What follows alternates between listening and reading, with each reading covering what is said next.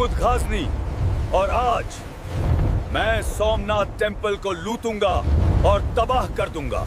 यदि आपको ये कहानी प्रेरणा देता है तो वीडियो को लाइक करें, शेयर करें और द करियर कॉमराड को सब्सक्राइब करना न भूलें। कल्पना कीजिए, समुद्र का किनारा और वहां सदियों से खड़ा एक मंदिर जिसने समय के थपेड़े भी देखे हैं और हमलावरों की तलवारों की चोट भी सही है। ये सोमनाथ की कहानी है, विनाश और फिर से उठ खड़े होने की एक अमर गाथा।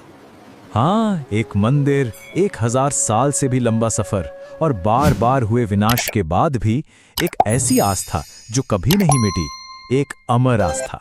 जी हाँ, हम बात कर रहे हैं सोमनाथ मंदिर की, एक ऐसी जगह जहां इतिहास सिर्फ लिखा नहीं गया, उसे तो बार बार तोड़ा गया और फिर उसी राख से दोबारा बनाया गया।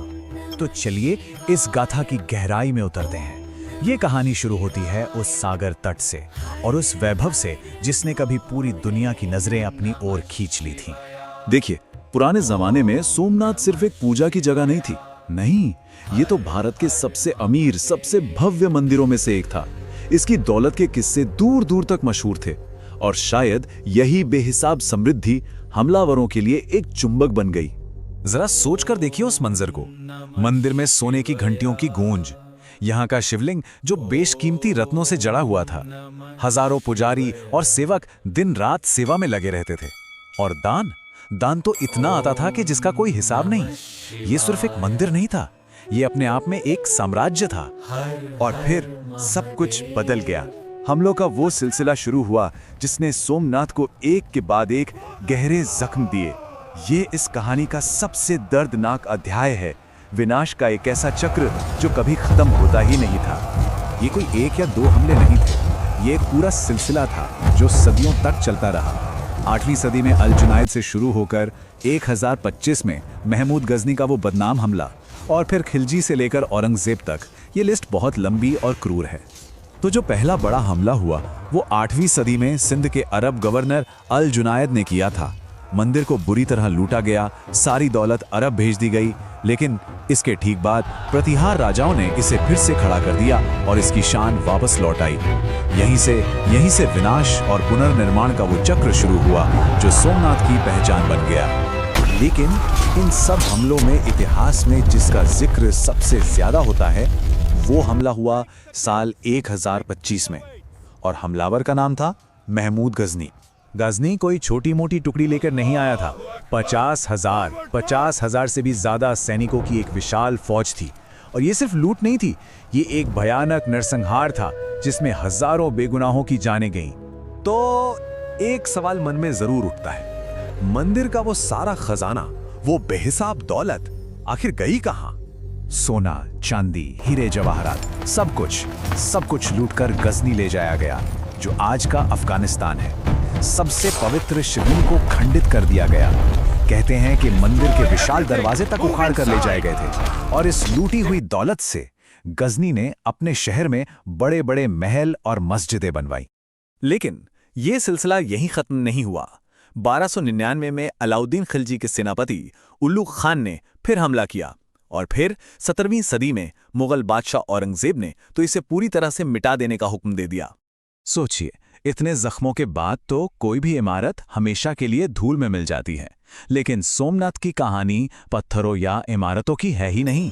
ये कहानी है अटूट आस्था की, उस विश्वास की जिसे कोई तलवार नहीं तोड़ सकी। आपने अक्सर सुना होगा कि सोमनाथ पर 17 बार हमला हुआ। ये जो 17 बार वाली बात है, ये असल में उन बड़े हमलों के साथ साथ कई छोटी मोटी लूट और तोड़फोड़ को मिलाकर बनी एक ऐतिहासिक धारणा है। हालांकि पूरे 17 हमलों का कोई पक्का रिकॉर्ड मौजूद नहीं है, पर जो असली ऐतिहासिक सच है वो इस गिनती से कहीं ज्यादा बड़ा है। सच ये है कि यहाँ बार बार विनाश हुआ और उससे भी ज्यादा अटूट विश्वास के साथ हर बार इसका पुनर्निर्माण हुआ।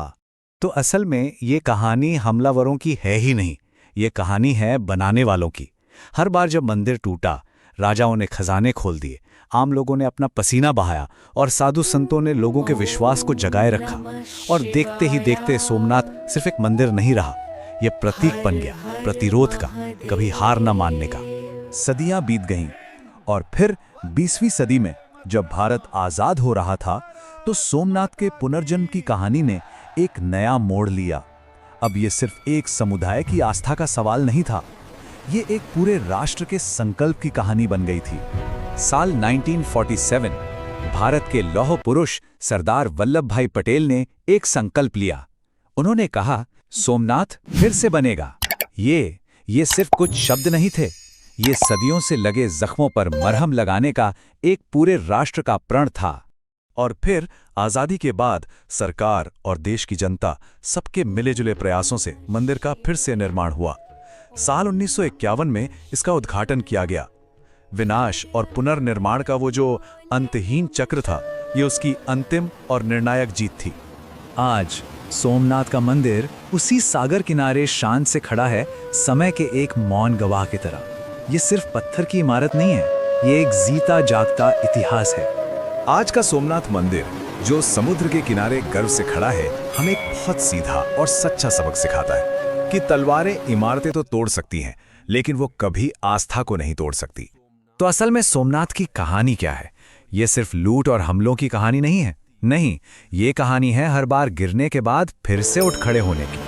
ये कहानी है विश्वास की उस ताकत की जिसे कोई हरा नहीं सकता। ये कहानी है एक ऐसे सच की जो हमेशा जिंदा रहेगा। और इतिहास इस बात का गवाह है कि जिसे मिटाने की जितनी कोशिशें की गई हैं, वो हमेशा और भी ज्यादा मजबूत होकर उभरा है।